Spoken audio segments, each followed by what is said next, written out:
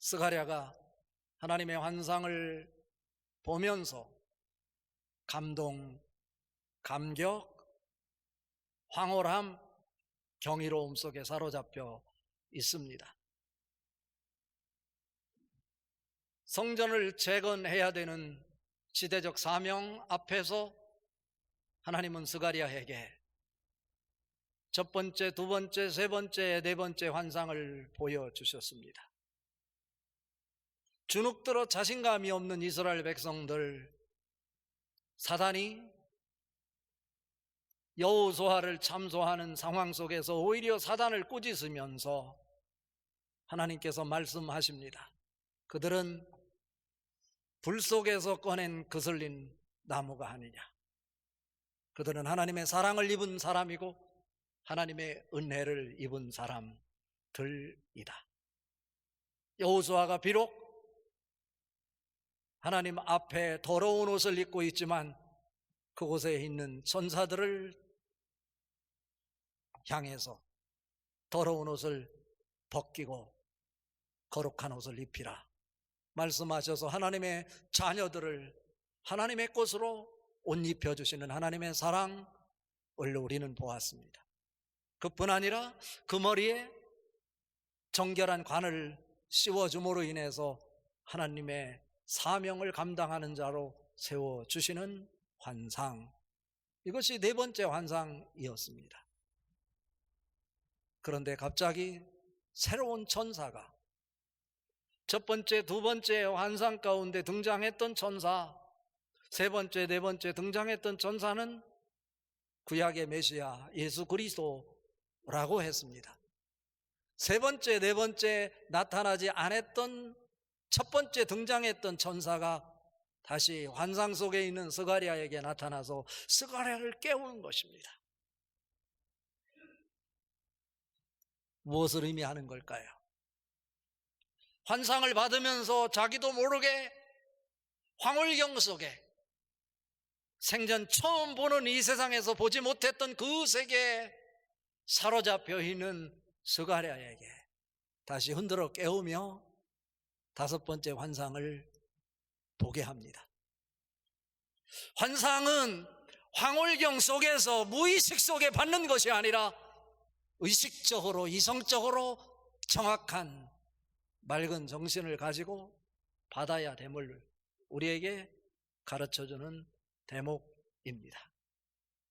스가랴가 환상 가운데 황홀경 속에 어쩌면 몽롱해 있는 그 상황 속에서 하나님께서 천사를 통해서 다섯 번째 환상을 받게 하기 위해 정신을 가다듬게 만들고 이성의 깨우침 속에 선명하게 영적 분별력을 가지고 하나님이 보여주시는 환상 보게 합니다. 이 환상은 스가랴에게 보여준 환상이지만 이 환상은 스룹바벨에게 주시는 말씀이었습니다. 성전을 재건하는 그 일을 시작한 지 2개월이 지났지만 진척이 이루어지지 않고 백성들조차도 머뭇거리고 있는 그 상황 속에서 스룹바벨에게 다시 한번 이것은 하나님이 주신 비전이니 우리가 머뭇거릴 것이 아니고 하나님의 비전을 서둘러서 감당해야 된다라고 하는 것을 보여주므로 스룹바벨을 위로하고 격려하며 용기를 북돋아주고 다시 그 용기를 가지고 백성들을 위로하고 격려하여 하나님의 비전의 일에 함께 동참하도록 만들기 위한 다섯 번째 환상입니다. 이 환상은 금초 때의 환상입니다.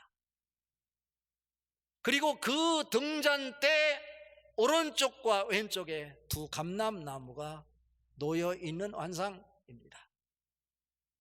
여기서 등잔대는 교회를 상징합니다.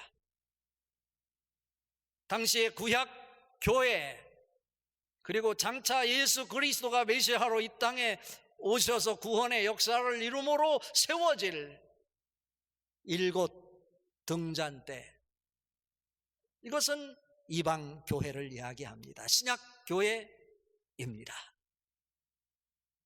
감람나무는 그 성전을 재건하는 일에 중추적 역할을 감당했던 총독 스룹바벨과 대제사장이었던 여호수아를 상징합니다.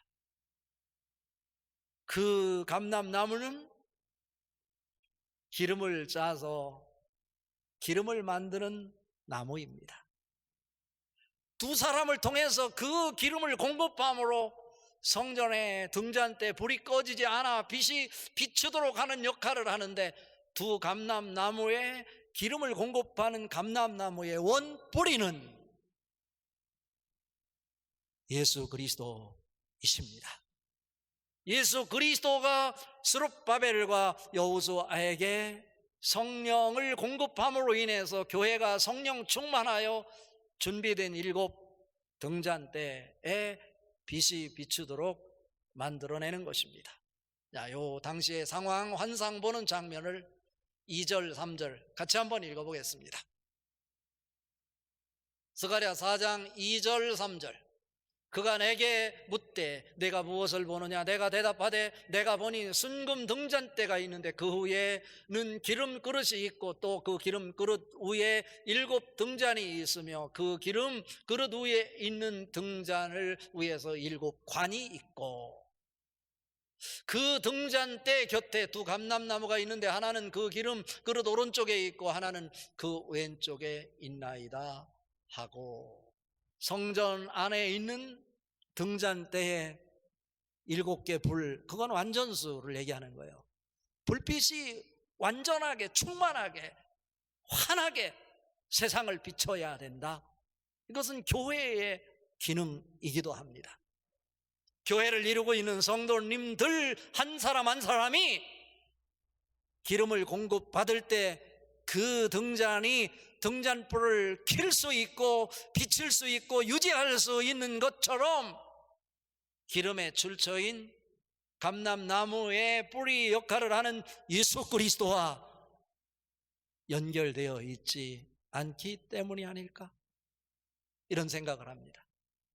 이 환상을 통해서 하나님이 보여주고 싶은 메시지는 뭐냐면 교회가 교회다운 교회였으면 좋겠다라고 하는 마음입니다. 다른 데 있지 않아요. 그것은 기름의 공급의 원천인 예수님과 내가 연결되어 있는 것입니다.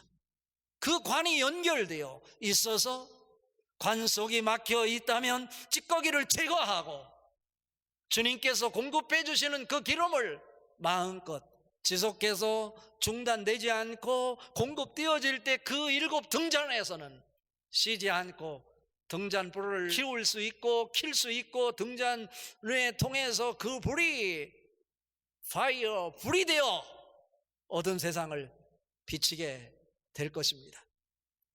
여러분 한 분 한 분이 성전이 될 수 있기를 바랍니다. 그 성전이 성전으로서의 가치를 가지려면 저 기름 그릇과 연결된 연결관에 예수님이 공급하시는 기름을 상징하는 성령이 흘러 넘쳐야 합니다. 성령 충만해야 되는 것이죠.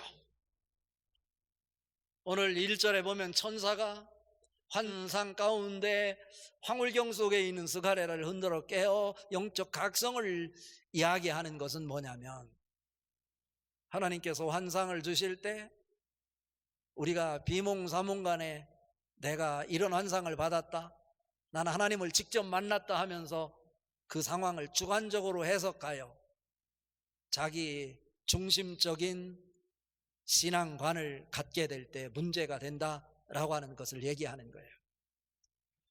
하나님이 우리에게 어떤 비전을 주시든지 그 준 비전은 모두가 다 어디에 속해 있냐면 성경 66권에 속해 있는 비전입니다. 이미 하나님은 성경 66권을 통해서 우리에게 주시려고 하는 모든 비전을 다 담고 계십니다.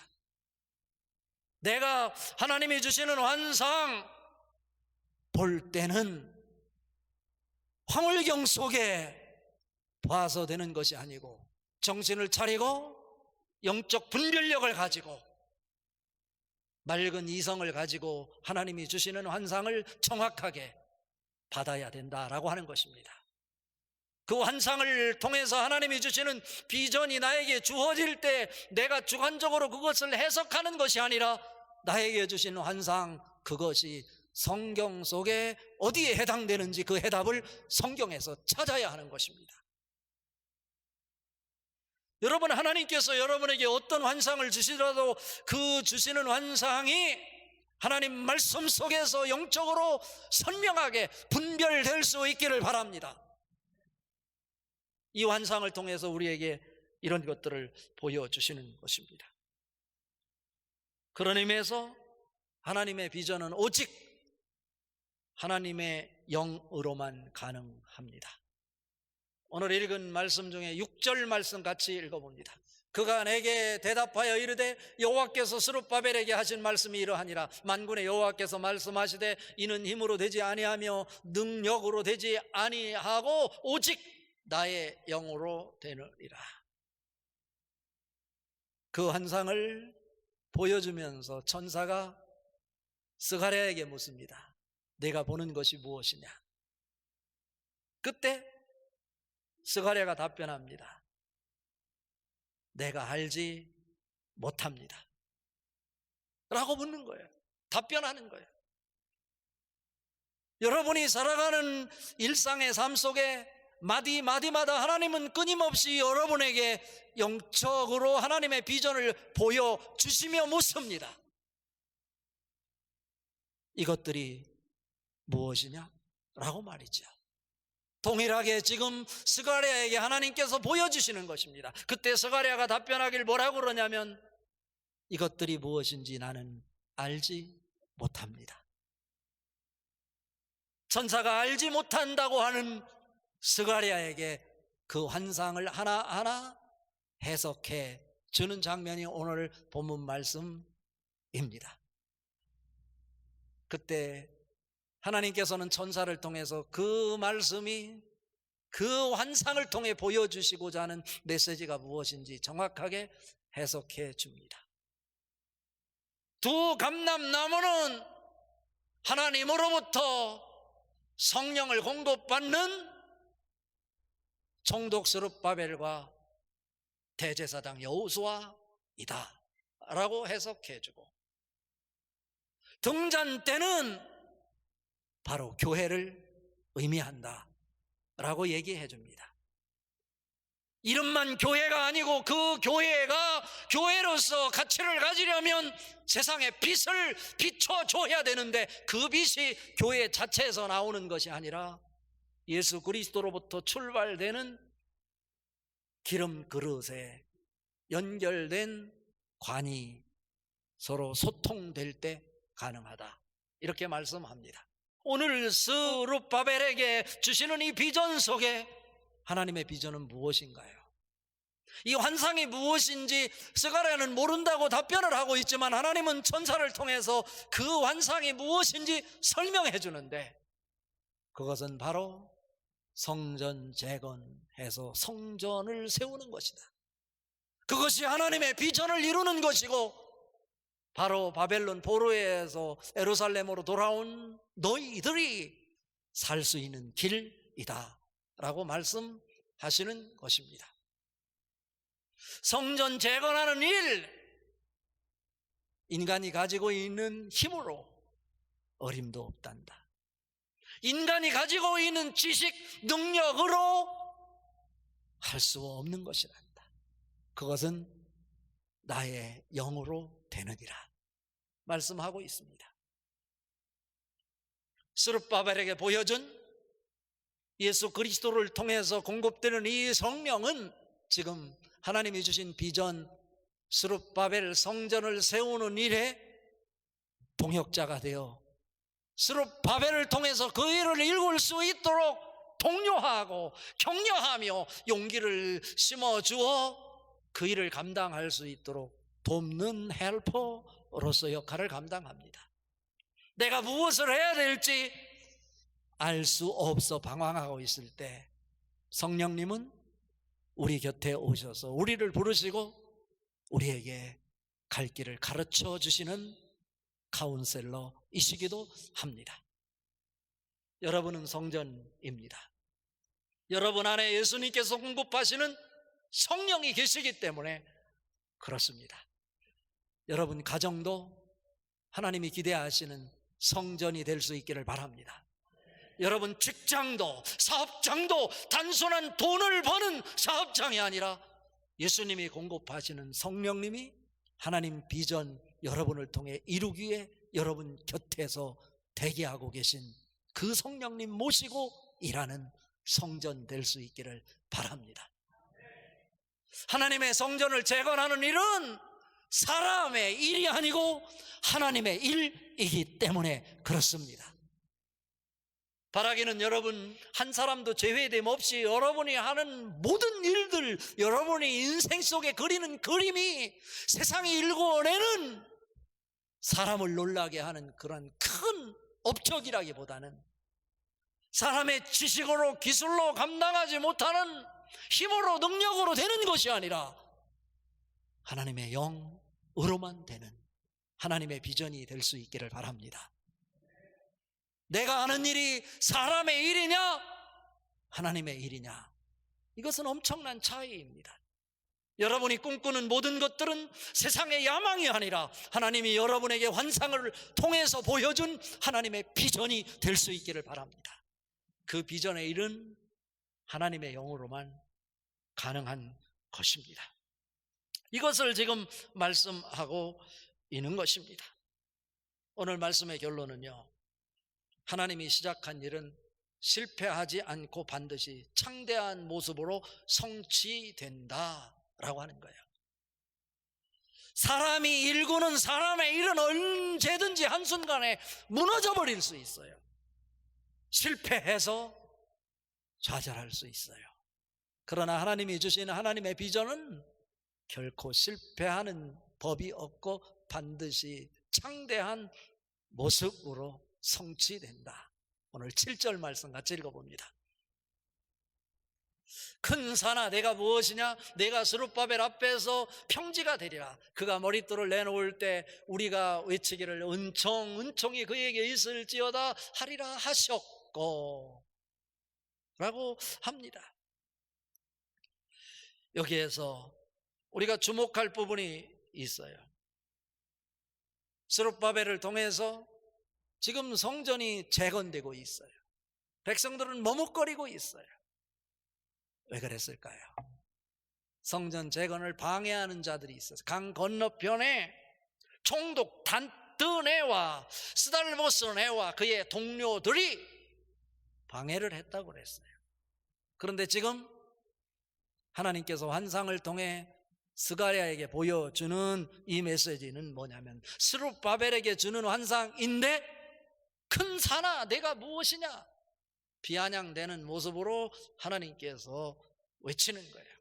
여기서 큰 산은 문자 그대로 거대한 산을 말하는 것이 아니고 하나님이 주신 비전을 이루기 위해 성전 재건을 하는데 그 하나님의 일을 방해하는 대적자들을 향해서 큰 산이라 일컫는 거예요.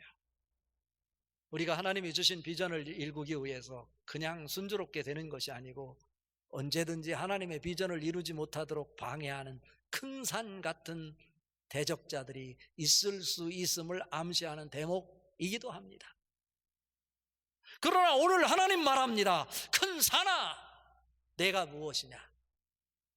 스룹바벨 앞에서 평지가 되리라 말씀하십니다.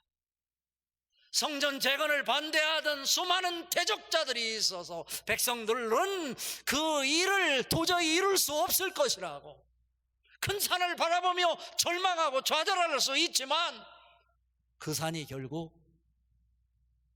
무너져서 사람들이 자유롭게 활보할 수 있는 힘을 들이지도 않고 뛸 수 있는 즐거움을 만들어낼 수 있는 올레길 평지가 될 것이다. 그런데 그 평지가 어떻게 누구 앞에서?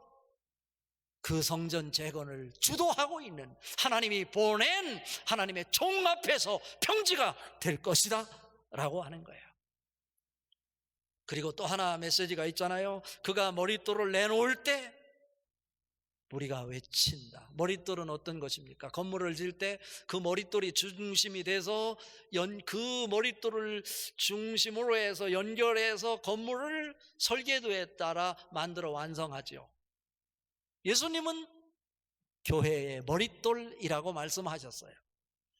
큰 산이 그 일을 못하도록 방해 역할을 하는 것 같지만 어느덧 그 산이 무너져 평지를 이루었고, 하나님이 그곳에 개입하셔서 완성된 성전 머릿돌이 그 눈앞에 보여지게 될 때 그곳에 있었던 모든 백성들이 한 목소리로 외치길, 은총, 은총, 은총이 그에게 있을지어다 외치더라 이거예요. 여기에서 히브리어 원어로 보면 테시옷 헨 야흐라는 거예요. 여기서요, 테시오트라고 하는 것은 원형 테시오라고 하는 뜻이 뭐냐면 태풍이 몰려오는 것처럼 수많은 사람들이 한 목소리로 함성을 지르다라고 하는 뜻이에요. 놀랍지 않습니까? 그들로선 도저히 이루어질 것 같지 않았던 수많은 방해 공작자들에 의해서 하나님이 주신 비전 이루지 못하고 큰 산 앞에 가로막혀 있는 줄 알았더니 어느덧 완성되어 머릿돌이 그들 앞에 놓여지게 되고, 그 머릿돌을 바라보는 순간 이것이 어떻게 가능했는가? 한 목소리로 너나 할 것 없이 함성을 지르기를,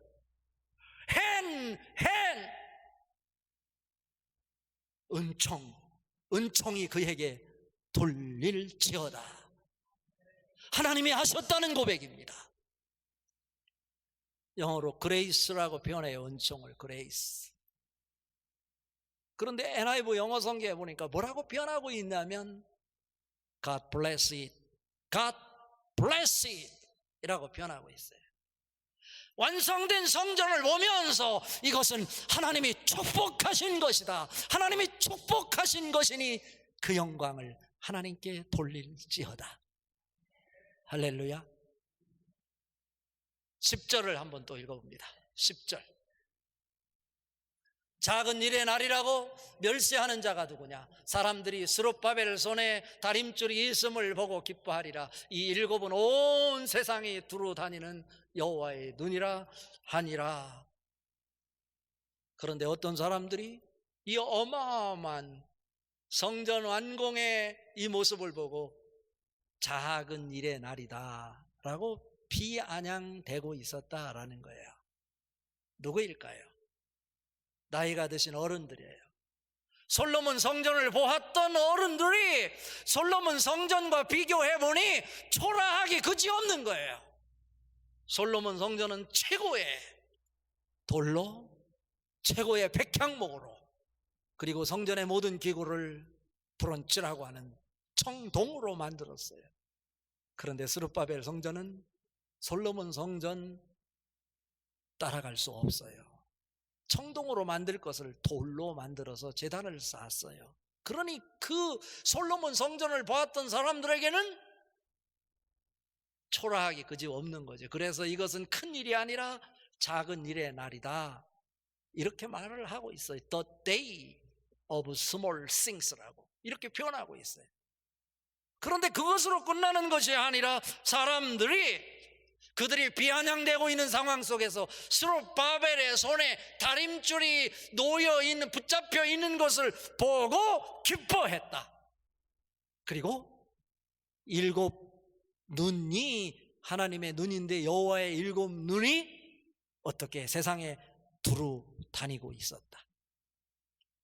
어쩌면 초라한 모습은 예수 그리스도의 십자가, 하나님이면서 사람으로 오신 예수님. 그러나 중요한 것은 그 성전에 스룹바벨을 통해서 성전을 다스리고 통치하는 다림줄이 붙잡혀 있었고, 일곱은 완전수 충만이라고 그랬어요. 하나님 눈이 그 성전을 떠나지 않고 두루 지켜보고 있었다라고 하는 말씀입니다.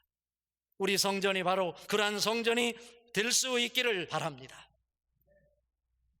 오늘 또 스가랴를 통해 스룹바벨에게 주시는 이 환상을 통해서 내가 예배할 수 있는 것, 이 자체에 이런 성전을 주신 하나님, 은혜, 은총 모든 것이 하나님께 있을지어다 외칠 수 있는 하나님의 사람들, 서원경계 성도 여러분 될 수 있기를 주님의 이름으로 축복합니다.